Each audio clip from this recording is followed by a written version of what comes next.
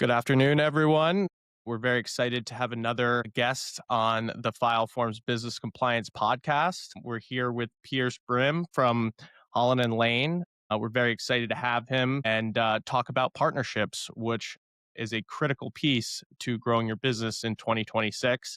And, partnerships has been something that's been extremely important for Fileforms since our inception and continues to be in 2026. So excited to have Pierce on the show today and share more about what we've learned together and what he's learned in his experience. Pierce, say hello to the listeners at home. Hey, everybody. Glad to be here, Frank. Really appreciate you setting this up and looking forward to a great conversation.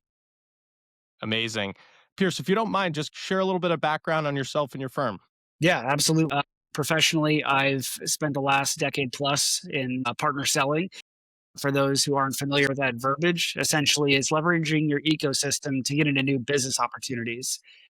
Data shows in droves that it's a whole lot more effective going through your ecosystem and people that trust you to get to your end buyer than to go directly to them where they don't know you from Adam. And so we're really leaning into that as a strategy and helping companies tap into their network to drive revenue for their organizations. That's amazing. And specifically with regards to industries, I remember when we first met, that really resonated with me. The types of partnerships I feel like you bring to the table are very, very specific. Can you talk a little bit more about that? Yeah, we are really set out to dominate in the HR tech and services space. That's where I've spent the vast majority of my career. So organic network wise, that's very robust and that's a great network to tap into early stage for our clients. And then we've got some mechanisms leveraging our technology to grow that ecosystem, to the tune of 40 introductions per client per month. So ultimately, we're really focused in on driving growth in the HR tech and services space. Amazing. Yeah, I think when most people think about HR tech and services, compliance might not be the first thing that comes to mind or corporate filings. But as you quickly learned in working with file forms, compliance is a pretty tremendous partnership opportunity. That's why we really built our business primarily around partnerships. We've not prioritized paid digital and things that most companies kind of starting out, startups, scale ups typically focus on. Partnerships is definitely a unique approach we found and definitely a differentiator. But as you think about what makes a successful partner, whether it's an industry or just a go to market motion, how do you think about that? Yeah, at a macro level, what I would say is you're looking for alignment. You're looking for ideally companies that complement one another and don't compete with each other in any way. When you find that sort of connectivity between organizations, that's where really special things can happen. So, really, what you're looking at is, are you selling to the same industries? Are you selling to the same personas within those companies? And again, that complementary nature is huge. So that's really what we look at. When I look at it from a micro standpoint, and I think about the industry that Fileforms occupies in compliance, really what you're looking at are those who are really looked at as trusted advisors. Because ultimately, what these companies are doing is they're going to their CPAs or their attorneys, people who understand their business at a very deep level, and they're trusting them to get the job done for them and keep their companies safe. If you have two options as a company like Fileforms to go and try to sell directly or sell through their trusted advisor wins every time. Definitely. And have you seen folks stacking partnership distribution up against paid digital, SEO, all the other forms of sales and marketing? And if you have, what kind of results have you seen in comparison? I have. It doesn't come up often. I think there's a pretty solid understanding in the business community that partnership selling works. But I have seen the comparison side by side between selling through your partner ecosystem versus Google Ads, Google ad placement. And typically what I hear back is we're spending a lot of money on Google ad placement. We're not seeing the ROI. Whereas you can quickly attribute revenue to your partner ecosystem and just see, what's working pretty quickly. Definitely. Definitely.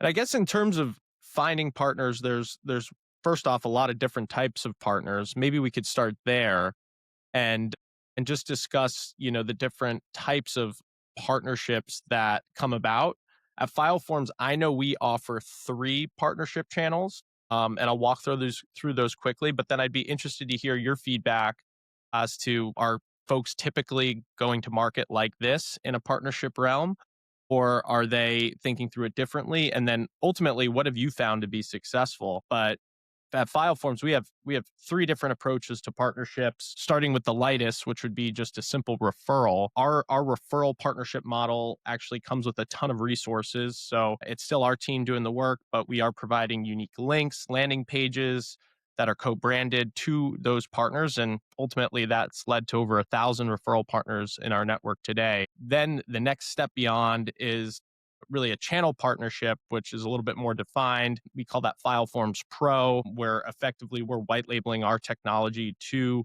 trusted advisors, as you mentioned, CPAs, law firms, HR technology businesses, and allowing them to distribute our services to their clients with the support of our team. And then lastly, the true kind of API embedded approach, where that partner is bringing us to market in their user experience, and we're really just existing in the back end, fulfilling orders that come through. So those are 3 different, very separate, kind of distinct approaches to how we think about partners at Fileforms. But I'd be interested to hear, is that typical, or do folks tend to focus on one versus the other, or others, generally speaking? Yeah, I love all three of those approaches. I would say most commonly what we see is the referral approach. It just that tends to be the path of least resistance, but it's not necessarily the path to the greatest ROI. So I really love whenever you can find an opportunity to white label a solution or embed through APIs. It just becomes a distribution channel for your solution. And again, if you're able to tap into the trust of another organization, maybe one that's more mature and more well known as a commodity, I mean, man, that can really explode things very quickly, especially for a young startup. And so I love all three of those. We also see strategies around co-branding and really showing the power of, you know, what can be done when two organizations, different but aligned value props, come together to deliver value to their clients. You just find that they can do so much more together than they can in isolation. So we look at that as a huge opportunity for our clients too. Do you think it takes a certain type of individual to be a good referrer? Because I found that in professional services, generally folks might not be the kind of referral type. They're more of a warm referral type than an affiliate. How do you think about that given your focus on professional services? Yeah, really good question, Frank. I would say it takes somebody being willing to get out of the mindset of, I'm here to sell my own stuff. It's a selflessness and it's very counterintuitive, right? When you get hired to work for a company, they tell you what the product is, you drink the Kool-Aid and you're going to market and you're positioning it. If you want to really see success in a partnership motion, what you really have got to do is start thinking about the partner's product and engaging with people who have the same sort of mindset because that's the currency that we operate within. It's new business lead flow, right? And so if you are only going into these discussions talking about what your company does, your partnership isn't going anywhere. So that's a big one. Definitely. And we've heard that as feedback, where we make an intro and folks are actually a little taken aback because the person on the other end of the phone just can't relate to, their counterpart, and ultimately that does kind of lead partnerships to getting stuck in the mud. And obviously that's not what anyone wants. So we've found that when you do kind of set expectations very clearly out of the gates, and you have a defined process that folks can check the box and follow step by step by step, and then proven case studies that actually work and data to support those case studies, that's what we found to be successful. And as simple as those things sound, it's funny how huge businesses that represent, very sophisticated partnership models don't have simple reporting and don't have simple processes to follow. And you get lost in this in between stage between signed contract and multi-million dollar opportunity that makes a ton of sense to everyone around the table, but just call after call after call, people just can't get out of their own way. So I think it's really helpful, once again, to just find those partners that are willing to engage, follow the process as you lay it out, but having a clear set of steps for them to follow. And I could speak firsthand from our white labeled model, providing, a defined template. Hey, this is the data we need to onboard you as a client. Can pull your logo online, but it's going to look a lot better if you send us the high resolution version. And hey, if you can just simply let us know who on your team needs access to the platform so that we can launch. Those are the simple things that having them broken down can really make a huge difference. And then just mutual buy-in on the opportunity. I think some folks, when they're meeting new partners, they're a little hesitant to share the details of how big their volumes are, how much traffic they have, so on and so forth.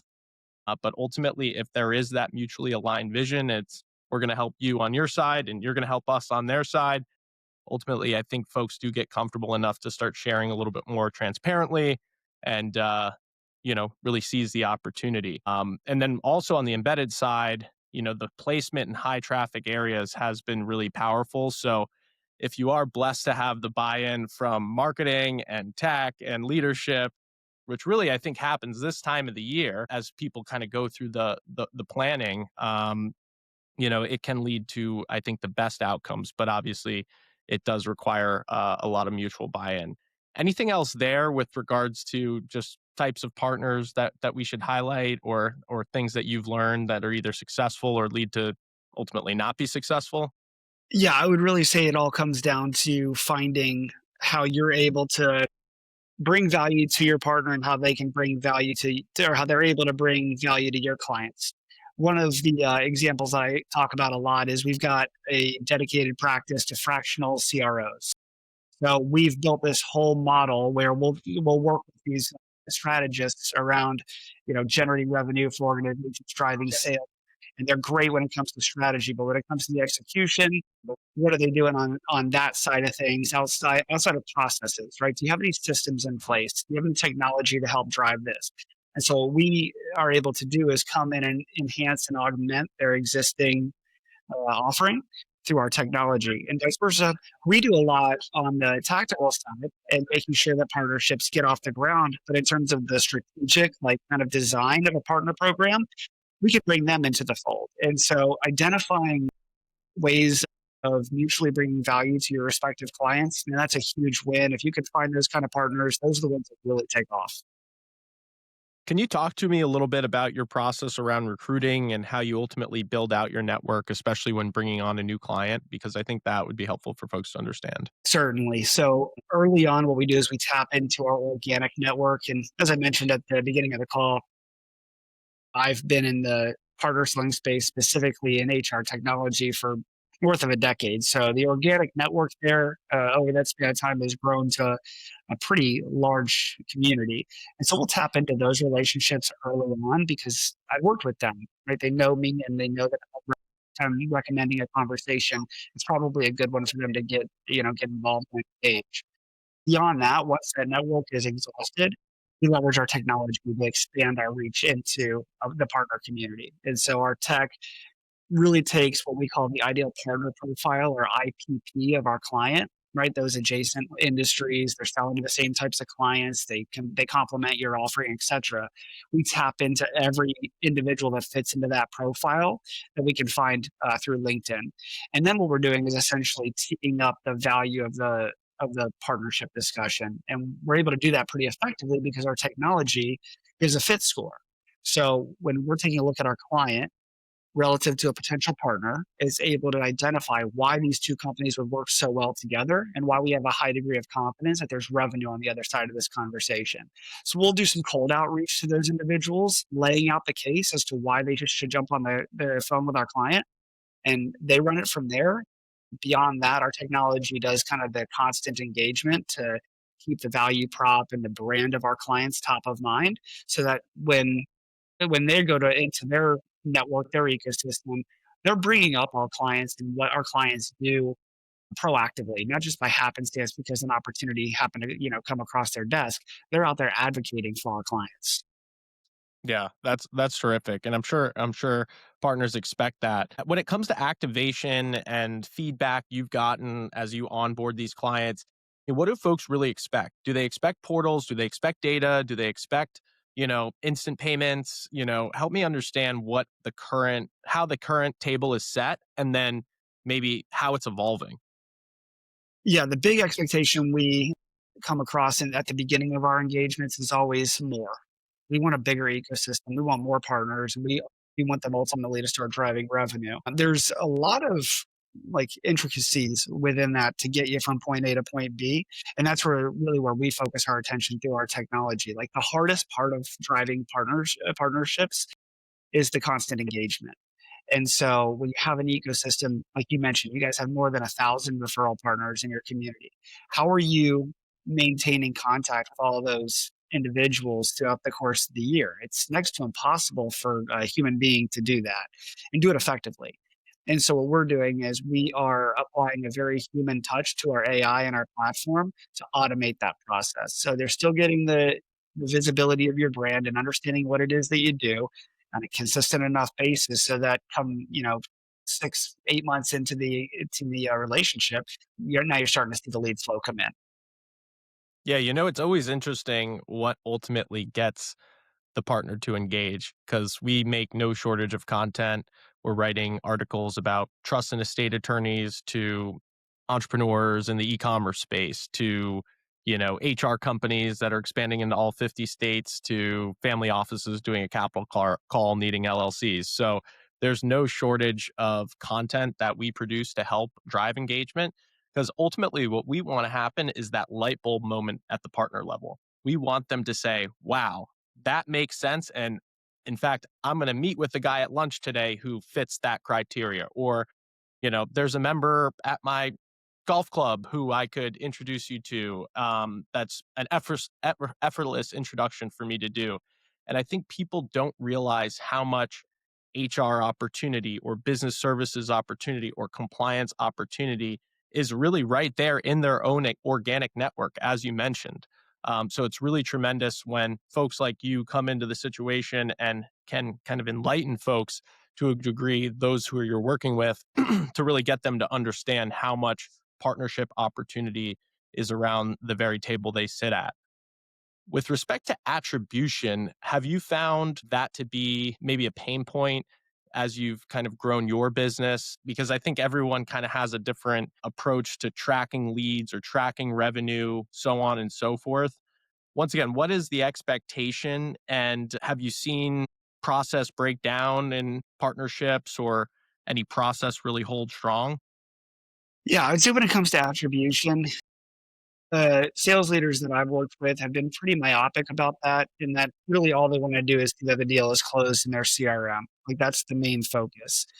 But when it comes to engaging your ecosystem, the attribution piece is so important because whether you're rewarding that partner with a rev share or whether you're engaging them more, but whether you're promoting them more, like having a strong platform of visibility to see where this business came from and rewarding it, that's going to continue to drive these relationships. And so it's really changing the mindset of these sales leaders to say, hey, listen, this is important.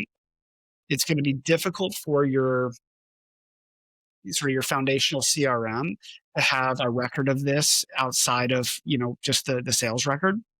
And so what we have done is sort of isolated the data. What we're doing is we've got a separate platform. It does integrate with your CRM, but it really houses all of the partner data, whether it's their contact information or whether it's their performance, the activity, all of that. That's housed separately, and that really helps to attack the whole attribution challenge. Definitely. You know, we've been exposed to no shortage of partner technology over the course of our business's journey, whether it's a partner sending us an invite to join their platform or us doing the same for partners to join ours. I think we've almost seen it all. I'm not going to say that we've seen it all, but I think we've seen a lot. I've always been very underwhelmed with the infrastructure that exists in the partnership ecosystem. I think the tracking can be drastically improved. I think there's a lot of leakage, and in fact, our team had an epiphany moment a few months ago where we took it upon ourselves to build our own partnership portal and no longer use a third party's. So very excited to have that launched now. But I'd be curious How often do you find that folks are using partnership infrastructure technology to either track commissions or track leads or clicks versus building a process on their own? Feel like the in-house solution is becoming more and more popular. And I think that's, kind of just validating your point of sort of the shortcomings of a lot of the platforms that are out there. I think it's also a validation of the power of partner selling as part of your overall sales strategy. And what I think we're going to see is as AI increases the noise in direct sales, relationships are going to become much more important. So if you look at it like a stock, right? Direct sales, that stock is dropping because everybody's going to be just throwing out a ton of content through AI that makes them look great. It's going to be very difficult for the end buyer to differentiate, you know, what's good and what isn't. But the trust element, if that's a stock, that's going to skyrocket because that's where buyers are going to go to really sift through all of the noise. So that's really kind of something we're tapped into at Holland Lane is we are leveraging technology, but we're also using a human touch to let them know that, hey, listen, there are people behind this. There's a network behind this, and we're rapidly expanding the network to make sure that we can provide exponential reach for all of our clients.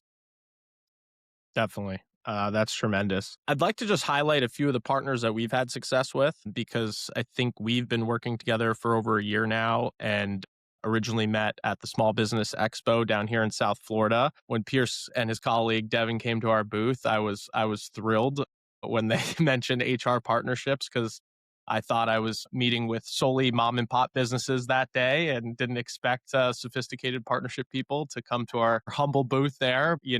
Pierce and I have definitely built a good relationship, both being from down here in South Florida and running our businesses down here. But yeah, I think I recall our first partnership intro from you was a PEO. I believe they're also based down here in Florida, and ultimately they came to us very frustrated with their current vendor. I'd be curious, Pierce, that relationship, for example, without saying their name, how did you get to know them? And then ultimately, what made you think they'd be a good fit for us? Yeah, ultimately, that relationship started with us trying to position our solution to help them grow their business. Now, little did I know when I got into that discussion, 90% of their pipeline was generated by partners. They felt like they were crushing it, and you don't want to fix what isn't broken. And I totally understood that. But I loved working with them. I thought they had just great people behind the operation. And when you and I got to know each other and learn more about each other's businesses, I saw a natural fit there. And it was one of those just quick aha moments, I think, on both sides where there's a great partnership opportunity there. And I think it's played out well. Yeah. When they came to us, they were frustrated with their current vendor, who's a publicly traded company. We were able to onboard them same week and then grew them from I want to say 5 states to all 50 states in less than 9 months, which was pretty tremendous and all in a very do-it-yourself way because we provided that top tier technology experience both in our application, but then also in our partnership model. And that's just one example. I know there's been no shortage of introductions from the likes of CPAs to law firms to family offices and real estate operators who we serve. I think having that tangible, very successful case has propelled us to really take that to all of the different partner prospects we have. And once again, build great case studies, build great marketing materials, great ways of activating our partnership community. So if you are a multi-state entity listening to this podcast, we can certainly serve you. And I know Pierce could also probably help propel your partnership program pretty significantly, not just with Fileforms, but anywhere else. Yeah, that's great. I guess in closing thoughts, would love to just have you share your contact info and any kind of closing thoughts on what you all are up to in 2026. I know there's some exciting announcements coming. So, yeah, would love to just kind of wrap it up from here and share your contact info and what you have on the horizon for the year here. Yeah, absolutely. So find me on LinkedIn, Pierce Brehm. Email is Pierce at Hollyn, Hollyn, Lane, Laine.com. If we can help you at all on the partnership side, that's what we do all day, every day. Going or looking into this year, we're super excited about the rollout of our platform. It's called Cyrano. And so that is going to be heavily marketed, but within Cyrano, you're going to be able to organize all of your ecosystem data, leverage AI to grow your ecosystem, partners that are highly aligned to what you're doing, and then also the ROI attribution and the constant engagement. So really excited about Cyrano, and yeah, looking forward to helping as many companies within this HR tech and services space as possible. Likewise. And, honestly, it's been a pleasure working with you. I don't think people realize how big the partnership market opportunity is. I view it as a multi-billion-dollar market. So any VCs out there listening should definitely take a look at great partnership technology as it's innovating here in the AI age. Because I once again can speak firsthand, the current providers out there, they're dropping the ball in a big way. And it wears on us as business owners and folks trying to reap the benefits of the technology. And by the way, you have to pay for it too. So it's just you're paying for a job at that point. But we'll end it on a high note. The weather's beautiful down here in South Florida. It's filing season, so if you haven't filed your Florida annual report and you are listening to this, please do get compliant by May 1st. Fileforms can help you with that, not only in Florida, but any of the 50 states. We do company formations, annual reporting, registered agent services, foreign qualifications, EINs. So, really here to help both in the realm of partnerships and serving business owners and professionals. So, Pierce, I think that's it. Thank you again for your time and best of luck in 2026 with the new platform and all the exciting partnerships on the horizon. Back at Thanks, folks. you so much.